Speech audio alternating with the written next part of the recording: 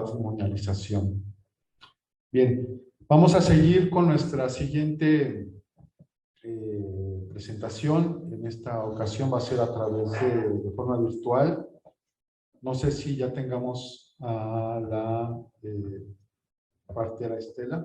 Ustedes me avisan si ya está conectada. Voy a hacer la presentación de ella. Ella es Estela Hernández Martínez. Ella es partera. Ella es habitante. Un segundo. Ella es indígena Tenec de la comunidad del Tampete Aquisimón, San Luis Potosí, México. Ella nos va a hacer la presentación con el tema: cuando la medicina tradicional sea eliminada, justo en ese momento habremos perdido nuestra autonomía. Adelante, Estela. Muchas gracias. Hola, buenas tardes a todos. Primero quisiera comenzar con agradecerles este espacio y el que me permitan, ¿no?, el que me escuchen, y pues pedirles permiso de la palabra.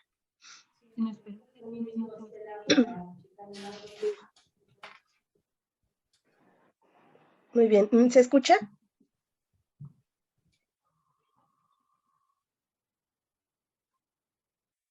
¿Sí se escucha?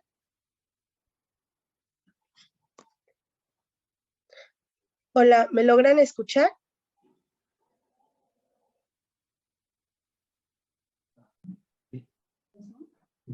También ya.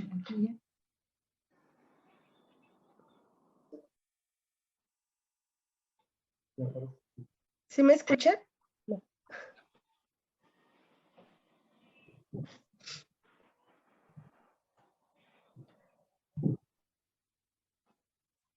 A ver, adelante. No, por favor.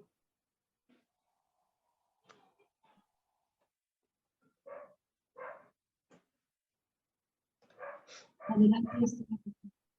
Muy bien. Ya le. Una disculpa, que estamos lejos y el internet es malo.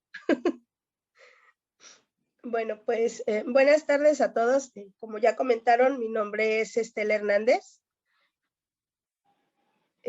Yo soy partera tradicional Tenec, de una comunidad del municipio de Quismón. Soy hija de partera, nieta de partera, mi bisabuela también fue partera, y así sucesivamente. Bueno, una parte de lo que estaba escuchando y se me hizo muy interesante lo que hablaban las compañeras, precisamente era que hablaban sobre la propiedad intelectual. Cómo no, en un determinado tiempo se van apropiando, ¿no?, de muchas de nuestras creencias, de nuestras costumbres, de nuestras tradiciones, de nuestros conocimientos. Y cómo es que paso a paso, conforme va el tiempo, no nos damos cuenta cómo es que vamos olvidando o vamos dejando todos estos conocimientos que nuestras abuelas y nuestros abuelos en algún momento nos enseñaron. Parte de lo que yo quiero comentarles o quisiera hablar es precisamente esta importancia que se tiene el preservar la medicina tradicional, sobre todo la partería tradicional, porque si volteamos a ver la historia, ¿no?, de la historia que tiene nuestro país, es muy desgarrador darnos cuenta que cada día somos menos parteras, y que con esto lo que vamos observando también es que todas nuestras hermanas parteras, que son más grandes que yo, por ejemplo, ellas van desapareciendo y somos muy pocas las que vamos surgiendo. Entonces, al darnos cuenta de esto, decimos, bueno, ¿dónde está la autonomía de los pueblos indígenas? ¿Por qué se ha estado perdiendo? ¿Por qué es que la partería ya no surge? ¿O por qué es que la partería ya no está tan presente? Pues precisamente porque con el paso de los tiempos, a los seres humanos, porque somos todos, nos han enseñado, nos han querido enseñar o estandarizar un solo camino. ¿Qué quiero decir con eso? Y yo creo que esto sería muy importante, porque sería bueno como reflexionar. La gran mayoría de las veces enfermamos de algo y lo primero que nos dicen es, ve al médico. ya no hay este sistema que antes había o este acompañamiento por parte anteriormente de nuestros abuelos, de nuestros padres, que nos decían, mira, tómate un té. A lo mejor estoy mal, pero puedo asegurar que más del 80 o 90% de la población está así. Empezamos con algún trastorno en nuestro mismo cuerpo y lo primero que pensamos es, ve al médico. Y no volteamos y decimos, primero revisa qué hay, con qué plantas te puedes curar. Digo, hablar bien y decir, no estamos peleados con ningún sistema, pero sí importante mencionar que como pueblo, que como seres humanos, hemos ido perdiendo poco a poco nuestra autonomía. Esta que con anterioridad nos daba este paso a poder decidir qué queríamos para nosotros y qué no. Y tanto es así que la mayoría de los niños que nacen actualmente, o si hablamos de ciertos años para acá, la mayoría de los niños que hemos nacido, pues precisamente nacen en un hospital. ¿Y por qué en un hospital? Porque precisamente la gran mayoría de las mujeres o de las familias ya no se les pregunta qué es lo que quieren. Solamente les dicen, tú empiezas con contracciones, vete al hospital. Pero no te dan esta alternativa de decirte, empiezan con esto, mira, busca tu partera.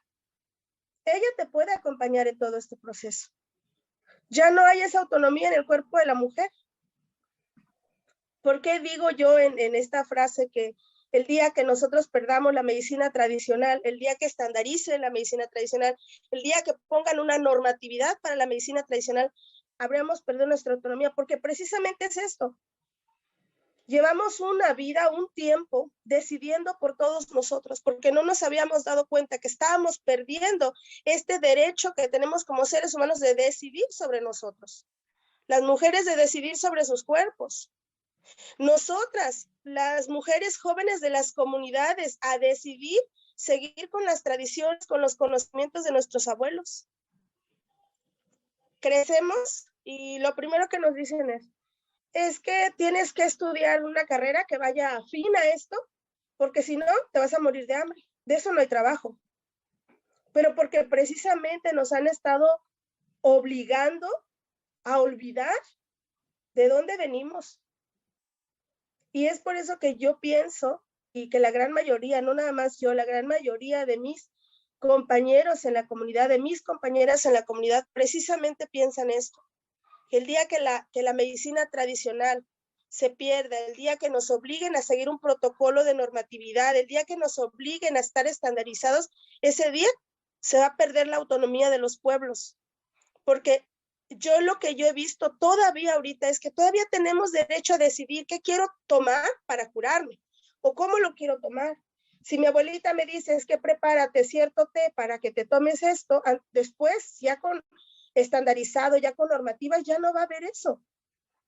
Igual las mujeres, ahorita es un derecho que tenemos y que no sabemos porque no lo defendemos, porque posiblemente no nos acordamos, no sabemos, que tengo derecho yo a decidir cómo parir, con quién parir, qué posición tomar, si quiero o no quiero tomar hierbas. Es mi decisión y muchas de las veces nos han obligado a olvidar. Entonces, perdemos nuestra autonomía de nuestro cuerpo, de nuestra decisión y por ende se pierde todo.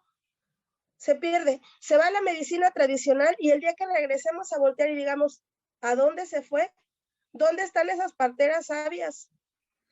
Justo el día de hoy, precisamente en la mañana, una mujer acudió y dijo, ¿no? Que tenía un problema en su matriz, que quería que la sobaran.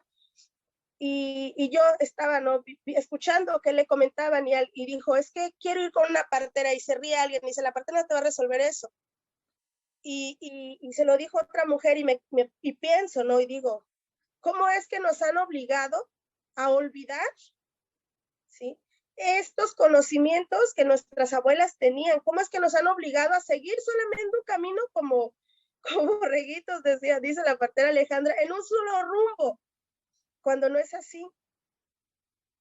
Por eso es que el llamado hacia todas y las personas que nos están escuchando ahí es que tenemos que defender nuestra autonomía, porque es de todos. Tenemos que defender nuestra medicina tradicional, porque el día que se pierda Todavía podemos decir, todavía tengo este privilegio de yo decidir cómo curarme, de yo decidir dónde parir, de yo decidir cómo es que quiero que me atiendan. Vaya.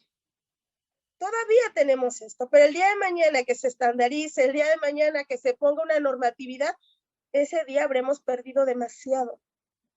Y es muy complicado salir como de ese círculo, porque lo escuchaba ahorita en lo que platicaba Amparo y decía, ¿cómo es que en otros países venden todo esto de la medicina tradicional, venden todo esto de la partería tradicional? ¿Cómo es que lo han vuelto un mercado?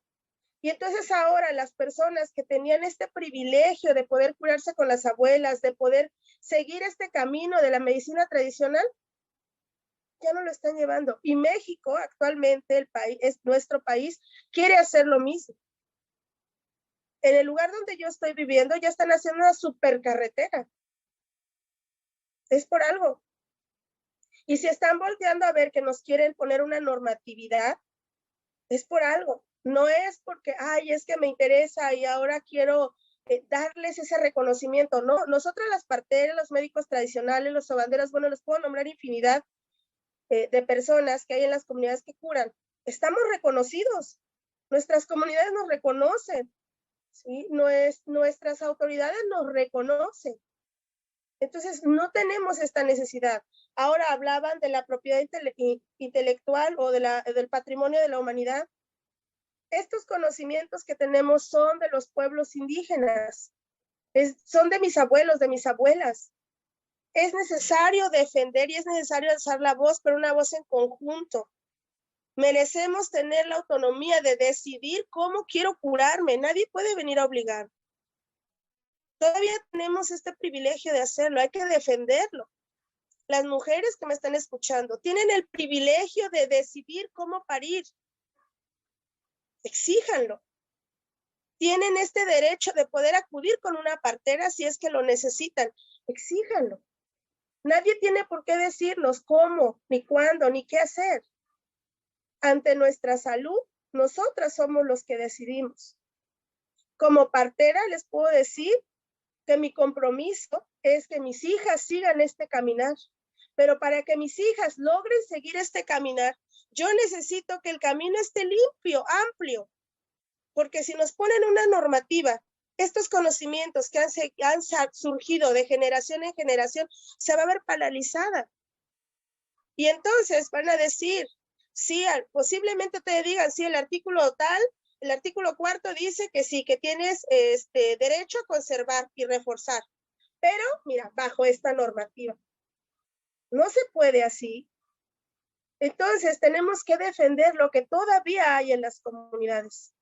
Y sobre todo la autonomía. Lo he visto mucho. Hay comunidades aquí en mi pueblo donde decidieron ser, por ejemplo, así lo decimos, ser ejidatarios, dejaron la comunidad y entonces cuando ellos deciden ser ejido, automáticamente metieron una escuela federal. En esa escuela federal ya no hablaban la lengua técnica y no la hablan. Si ustedes me preguntan cómo están estos niños en este ejido, actualmente los niños no hablan Teneque. Y lo pongo como un gran ejemplo de lo que puede suceder si llega a haber normativas y si llegan a estandarizar la medicina tradicional. Va a haber un punto donde las parteras y los médicos tradicionales ya no vamos a poder estar presentes. Va a haber un punto en donde nuestros hijos y nuestras nietas no van a poder seguir este caminar. Y va a haber un punto en donde el ser humano solamente va a seguir ciertas reglas y ciertas pautas ante su salud. No podemos permitir esto. Y es algo que está sonando y es algo que está y es algo que está muy presente. Tenemos que luchar todos por esto. Bueno, hasta aquí mi intervención. Les agradezco mucho la escucha.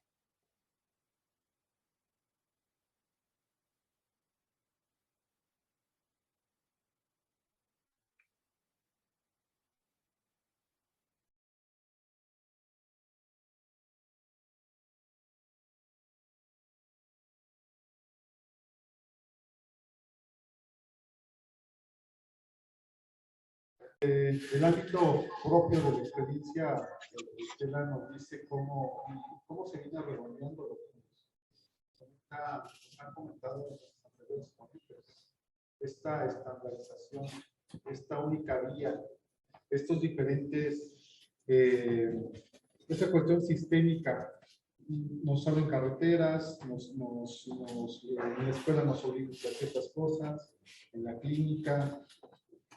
Algo contundente que dice Estela me parece esta pérdida de autonomía para decidir, esta capacidad de agencia para decidir hacia dónde yo me quiero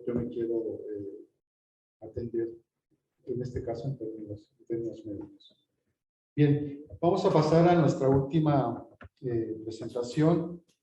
En este caso le corresponde a Félix Yautenami. Él es presidente de la Asociación Civil Yauli Nejecat. Tiene más de 30 años en el estudio y la práctica de los saberes ancestrales de Anáhuac. Desde 1989 ingresó a la continua tradición tezcatlipoca, en donde se ha formado y sigue siendo miembro desde entonces hasta la actualidad. Él es psicólogo y tiene un diplomado en trastornos mentales. Estudió la lengua náhuatl en el Centro de Idiomas de la FES Cuautitlán. Es profesor de Filosofía y Cultura náhuatl desde 1997, además de ser instructor y terapeuta en el sistema ceremonial de sanación temazcal. Él nos va a presentar el tema, el eslabón más débil, los personajes que buscan reconocimiento y privilegios usando a la mexicanidad. Adelante. Gracias, Ismael. Quiero, antes de iniciar, agradecer a la doctora Fanny, que a través de su grupo de estudio nos permitió llevar esta sesión del Seminario Permanente de Catepec aquí en las instalaciones de la UACM. Pues muchas gracias, maestra, y a su equipo y a todos los compañeros. También al equipo de Yauli Nejecat, que siempre nos está apoyando. En este caso vino la compañera Ceci. Y pues a los coordinadores del seminario, que es la doctora Lupita, de la Dirección de mi Historia, y el compañero Ismael, que es investigador independiente. Pues bueno, yo les voy a compartir un poco sobre mi experiencia y mi vivir durante todos estos 30 años que tengo participando en este movimiento que se le llama de mexicanidad. ¿Y por qué? Porque mucho de lo que pasa aquí en la Ciudad de México pues impacta en todo el país, desafortunadamente. Entonces, hablando un poquito de los antecedentes de cómo surge la mexicanidad desde donde yo lo veo, desde donde yo vengo, es que a partir de que cae México Tenochtitlan en 1521, surge una serie de resguardos en las familias y en ciertas comunidades y en agrupaciones donde resguardan parte de los saberes y de los ceremoniales. Dentro de ellas temazcales, algunas danzas de los grupos que se les llama concheros, son los que resguardaron mucho de ese conocimiento antes, que había antes de la llegada de los europeos. Entonces se hacen cofradías, se hacen grupos de resguardo que se van pasando la estafeta de las danzas y de las ceremonias que se hacen dentro de las danzas de generación en generación a partir de que cae México Tenochtitlan.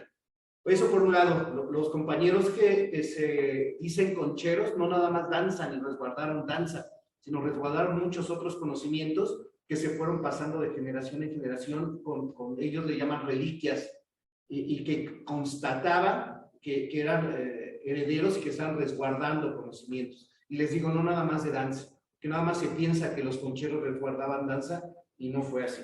También hubo grupos dentro de personas que se subían a las montañas, que se escondían en los bosques, a hacer determinados rituales para que no fueran vistos y no fueran descubiertos y quemados por la Inquisición. Y así se va haciendo ciertos grupos de resguardo.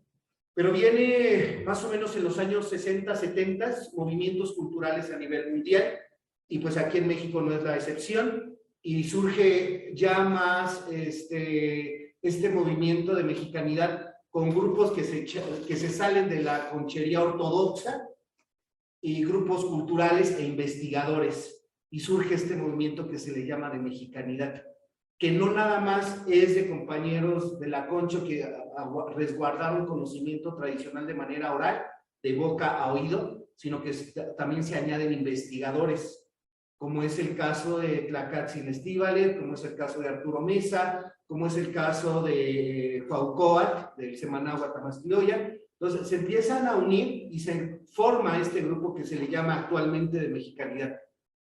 Empieza la mexicanidad con esta parte de defender todo lo que era el México antiguo.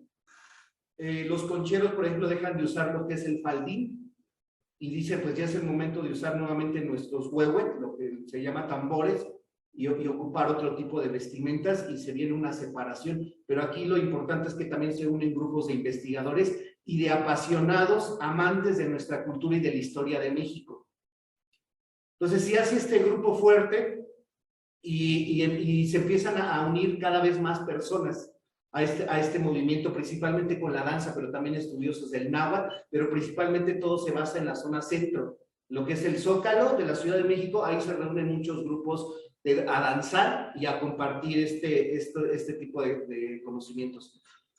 Viene avanzando el tiempo, y de estos perfiles que se van añadiendo a este grupo de mexicanidad, vienen diferentes grupos que también se les facilita el viajar a otras partes del mundo y andar por toda también la República Mexicana, conociendo diferentes formas y diferentes corrientes a nivel mundial. Y empieza a haber una mezcla y se empieza a hacer un movimiento más diverso de estas personas que van al Tíbet, que van a la India, que van a otras partes de México, a la zona maya, y empiezan a traer conocimiento al centro de México. Entonces la mexicanidad ya no es propiamente del centro de México, ni de la cultura náhuatl ni mexica, sino ya que se le empiezan a añadir otro tipo de cuestiones culturales, incluso del mundo, y se empiezan a adjudicar como que son partes de este movimiento de mexicanidad.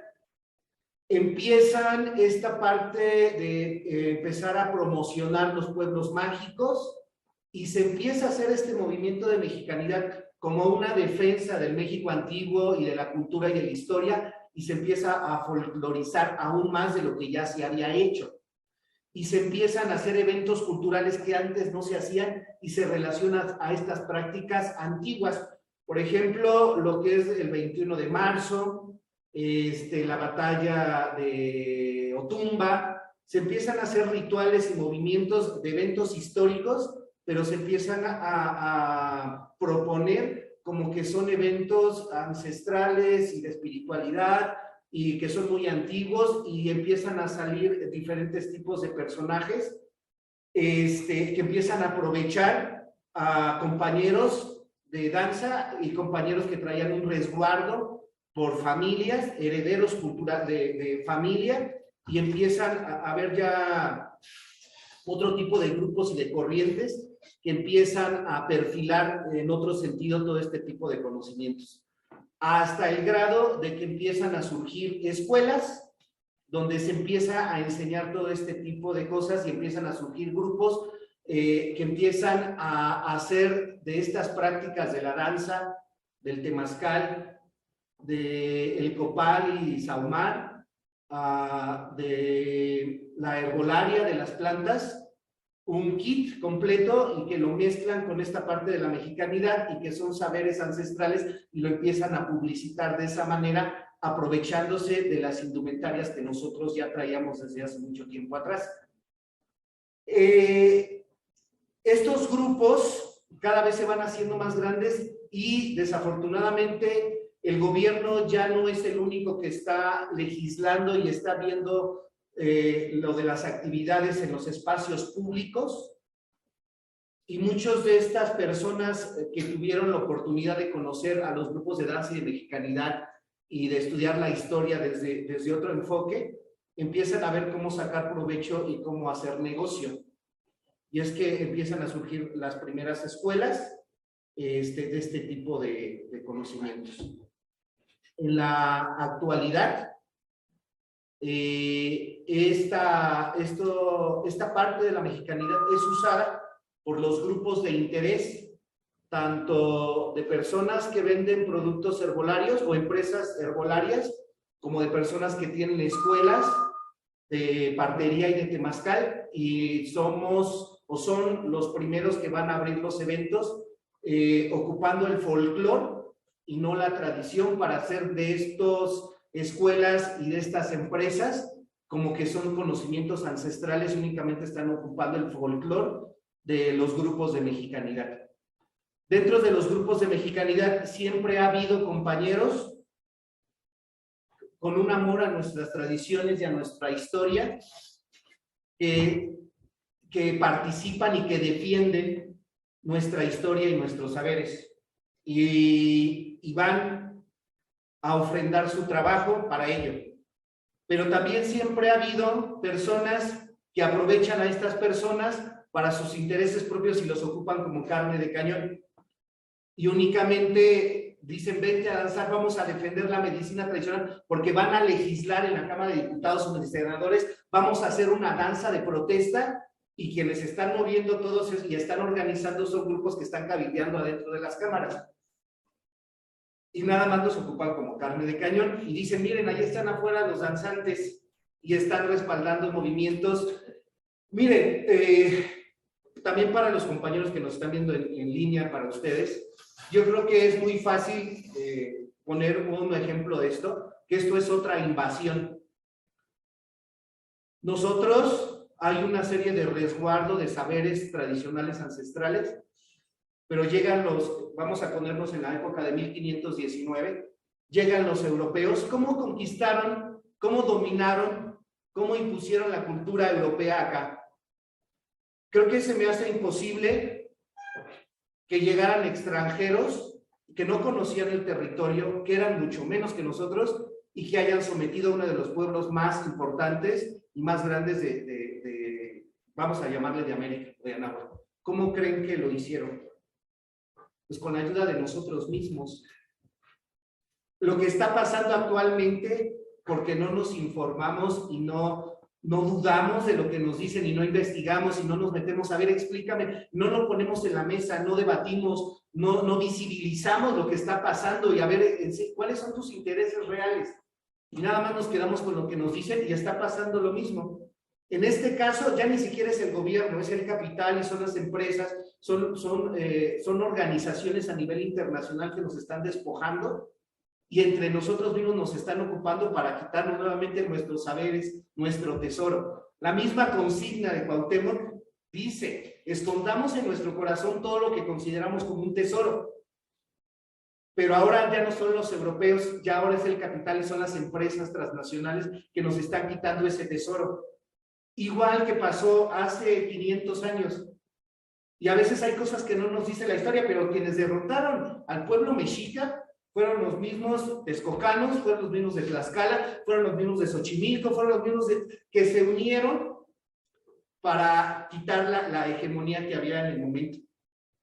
Pero yo creo que la historia nos sirve para eso, para reflexionar y para hacer el análisis y ver si vamos a permitir, siguiendo estos despojos, y de plano definitivamente a dónde nos van a dejar. Si ya nos han quitado todo, ahora nos están quitando hasta esto, hasta la manera de pensar. Ya no somos libres ni de eso. O sea, ¿hasta dónde lo vamos a permitir? Nada más porque algunos personajes quieren ser tomados en cuenta y dicen, yo te enseño, yo te comparto este saber, a lo mejor del temazcal, a lo mejor de la planta, a lo mejor de una ceremonia con un sahumador.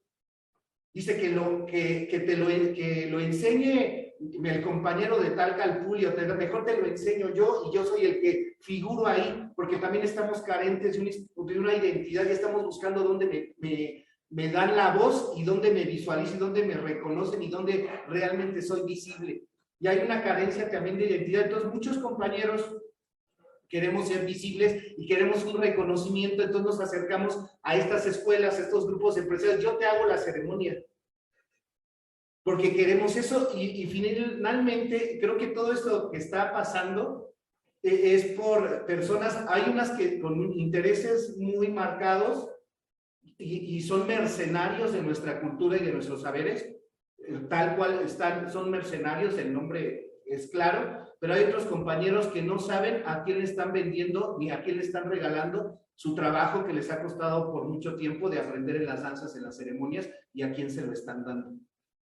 Entonces, esto es lo que nos está debilitando desde abajo entre nosotros mismos y nos está dividiendo. Porque decimos, es que los compañeros están buscando una certificación que nos va a ayudar a todos. ¿Por qué están en contra de que nos certifiquen o de que el gobierno se meta si nos va a ayudar? Porque vamos a tener fuentes de trabajo. Y eso no es cierto. Pero nos venden estas personas cosas y no dudamos y no lo ponemos sobre la mesa. Por eso la importancia de estos foros, y por eso le agradezco a la maestra que nos preste el espacio al seminario, porque el hecho de que lo hablemos nos hace ir pensando de otra manera, porque estamos callados los jefes de danza y jefas ahorita también de danza y los demás compañeros que han estado en mexicanidad, que ahorita creo que ya ni es el movimiento real que surgió en los años 70, sino ya está totalmente desvirtuado, pero no nos sentamos entre todos a ver qué está pasando y ponerlo sobre la mesa sin miedos. Y los mismos compañeros que están promoviendo, que están con escuelas, los abuelos que están promocionando a escuelas, por todo esto, pues sentarnos y hablar. Yo creo que es lo importante. Y finalmente eso ha sido lo más vulnerable, porque muchos de estos eventos públicos en las cámaras de diputados, de senadores, pues se visten de compañeros de la danza que hacen un ritual con el saumador y tratan de hacer este folclore, que es lo que nos tiene así. Y desafortunadamente ahorita lo que habló la maestra Fanny, lo que habló la maestra Amparo, lo que habló la compañera, todo lo que está pasando aquí impacta a ellos. Y muchos de nosotros, de los que estamos en este movimiento de mexicanidad o en las danzas, sea cualquier danza que le llaman de concha, danza guerrera, danza del sol o danza de la luna, cualquier tipo de danza, lo que estamos haciendo acá repercute en las comunidades, porque aquí estas empresas, estos políticos, estas escuelas nos agarran para mostrar que es una comunidad indígena, cuando realmente de indígena no hay mucho en muchas de las prácticas que hacemos. Entonces, es tomar conciencia, ponerlo sobre la mesa, que lo que estamos haciendo hasta dónde está impactando, porque incluso ya dentro de la partería hay una división que le llaman parteras de tradición. Aquí yo no he platicado con las parteras, pero para ver qué es la tradición, porque en la danza dicen es que yo soy de tradición, o yo soy de mexicanidad, o yo soy de los culturales. Ya hay más términos, ¿no? Pero ¿qué implica ser de tradición? ¿Tradición? ¿Cuál tradición? De la tradición que viene de los 70s, de la tradición que escribió López Austin, León Portilla, los arqueólogos que se basan en los que escribieron los frailes, o la tradición de dónde, o sea, ¿qué tradición? También eso es importante aclarar, o sea, yo vengo de la tradición, pero ¿de cuál tradición? Ahorita ya eso es muy un respaldo que ocupamos, ¿no? O sea, yo vengo de la tradición, ¿cuál tradición? Y es importante quién te enseñó, de dónde vienes, quiénes son tus maestros. Todo eso que antes sí era muy marcado en estos grupos de tradición. Si yo iba a aprender con otro maestro, ese maestro le hablaba a mi maestro, oye, viene fulanito de tal, ¿le enseño o no le enseño? Ah, sí, así hizo aquí, acá, sí o no, porque había una comunicación entre los maestros y los jefes de danza y los guías de temazcal y todo, a ver de dónde vienes, quién te enseñó, por qué te fuiste, todo lo que había pasado. Y ahorita es importante saber por qué nos decimos grupos de tradición y si la tradición, qué tan ancestral es. Ahorita igual una pregunta para la maestra Fanny, que decía de los saberes ancestrales, y también ocupamos mucho esto de lo ancestral y lo tradicional, la diferencia, porque de repente estamos haciendo a lo mejor alguna práctica que le demos ancestral o tradicional, pero es algo muy contemporáneo. Entonces esta parte también de la tradición, si yo soy danzante, por ejemplo, de tradición, pero pues a partir de dónde viene mi tradición, a lo mejor nada más es de mi abuelito, y yo danzo de manera tradicional como me enseñó mi abuelito, como me enseñó mi papá, y es una tradición de mi familia. Entonces también es aclarar como eso, ¿no? Y más en los ámbitos donde se mueven muchos compañeros que ya son en las cámaras y se dicen abuelos, y los empresarios y los políticos se ponen ellos, y atrás toda la serie de abuelos y abuelas que ya hay un montón y mis nietos tienen a veces. De verdad, o sea, hay abuelas muy jóvenes, y que si realmente nos basáramos en estas prácticas tradicionales y de comunidad, los viejos son los que dictan, porque ellos ya vivieron, ya caminaron.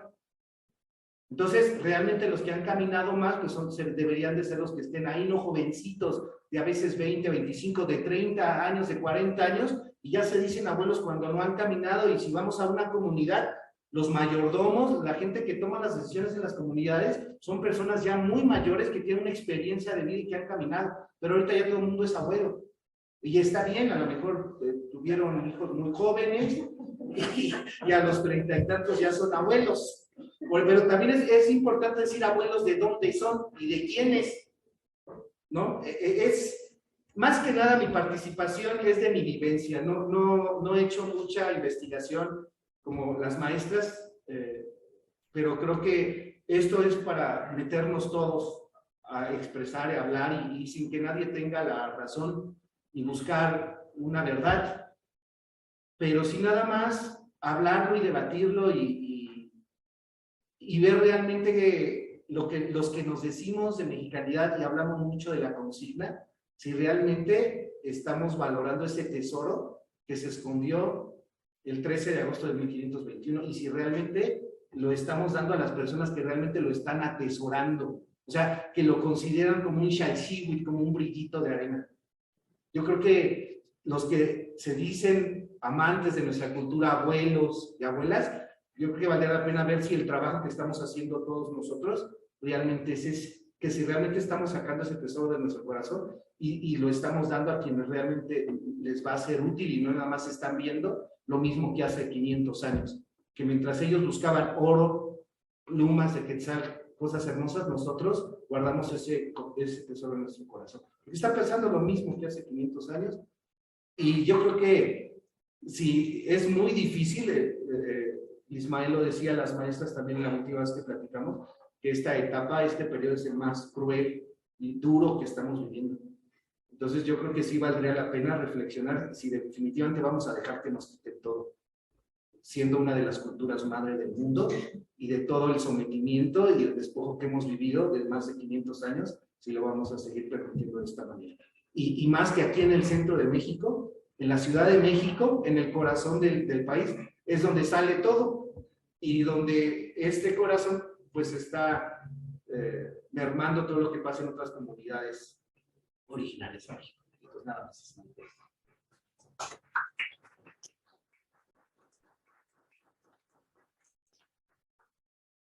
Bien, muchas gracias a Félix y a Fernando por su participación. Hay un video, seguramente usted lo conoce, maestra, que hizo, que se llama Él es Dios, donde justo nos hablan sobre los concheros, ¿no? Este movimiento ahí en los 70, que de manera muy clara, este trabajo de Warman y de Bonfil nos habla justo de esa religiosidad popular y todo lo que implica la cuestión cultural, la subalternidad. Y creo que hoy ha cambiado mucho esa parte que también te viene ahí, la mexicanidad. Bien, yo, pues intentando resumir un poco lo que se ha vertido en esta mesa, a mí me gustaría como resumirlo en esta frase con la que termina la doctora Fanny, el de asumir la medicina como un acto político. Porque me parece que desde los actores que practican la medicina tradicional, algunos de manera directa, digamos, de la esencia misma de la medicina, que son los habitantes de los pueblos originarios, ¿sí? También como hay otros actores, y lo hemos visto aquí, que no necesariamente pertenecen o son herederos directos de los pueblos originarios, sin embargo se aprovechan de ello, ¿no? O incluso cómo son utilizados, como lo venía comentando Félix, o como lo comentó la maestra Amparo, respecto a cómo se han apropiado de estos saberes para justo mercantilizar, comercializar. Y pues vaya en voz de la propia Estela, cómo a ellos pues, se les prohíbe, ¿no? Cuando ellos son los herederos directos, ¿sí? Quienes, lo que nos comentaba la doctora Fanny, pues ellos pues realmente viven toda la dinámica de la medicina tradicional en su contexto más amplio, desde en términos simbólicos, en la cotidianidad, en la significación de los diversos tipos de enfermedades, de la forma como se ve todo el proceso salud y enfermedad, atención, prevención. Entonces, pues digamos que yo pasaría el micrófono aquí a los participantes.